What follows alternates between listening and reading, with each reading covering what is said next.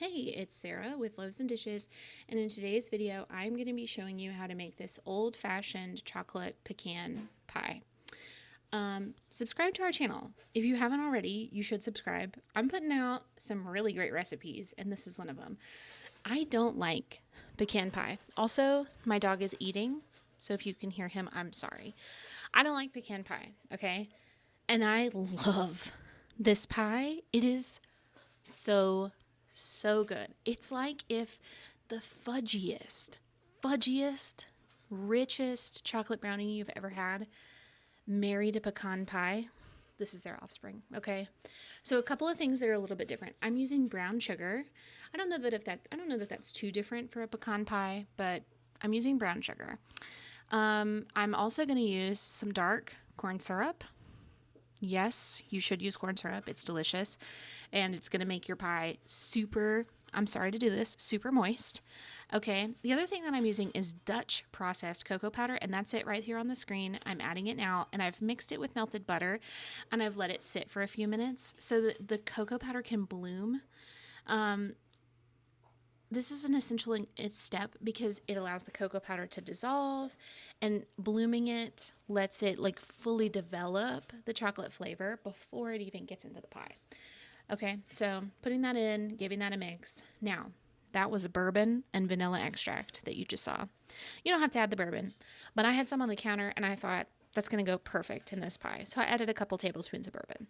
Like I said, you don't have to add it. I had some sitting around and I was like, ooh, it's going to give it a little kick, going to give it a little spice.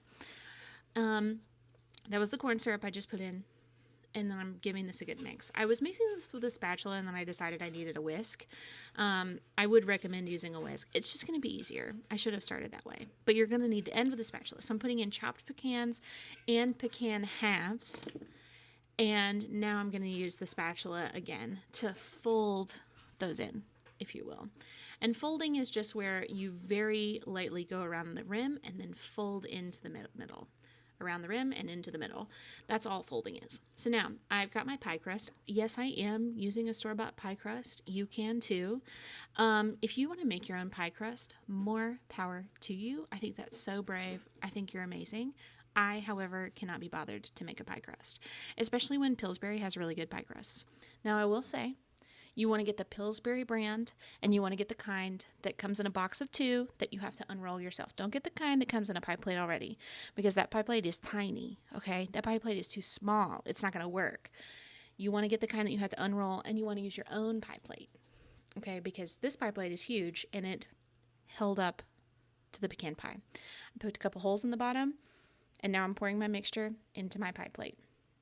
Use a spatula, scrape the bowl, get all of it in there. You don't want to waste any, okay? Pecans, however you say it. I'm from the South. We say pecan. Or wait, do we say pecan? I don't know. I've said pecan my whole life. Pecans are expensive, okay? They are not cheap. Don't waste any of those. Scrape that bowl. Put it in the oven. It's going to bake for about an hour, 55 minutes. And when it comes out, look at it. It's delicious. I had to put it in the freezer for a few minutes to get it to cool off so that I could finish this video today. You don't have to do that. You can just let it come to room temperature on the counter if you can wait. Don't cut into it when it's hot. You want to let it set up. You want to let it fall a little bit. You want to let it set up. Then you can cut into it. Okay, otherwise you're going to have a mess if you cut into it while it's hot. And even then, like, you still might have kind of a mess. Mine broke apart a little bit. I'm not great at cutting a pie. But there it is. Look at it. Oh my God. It's so beautiful. This is like, I think this is my greatest creation to date. This is delicious.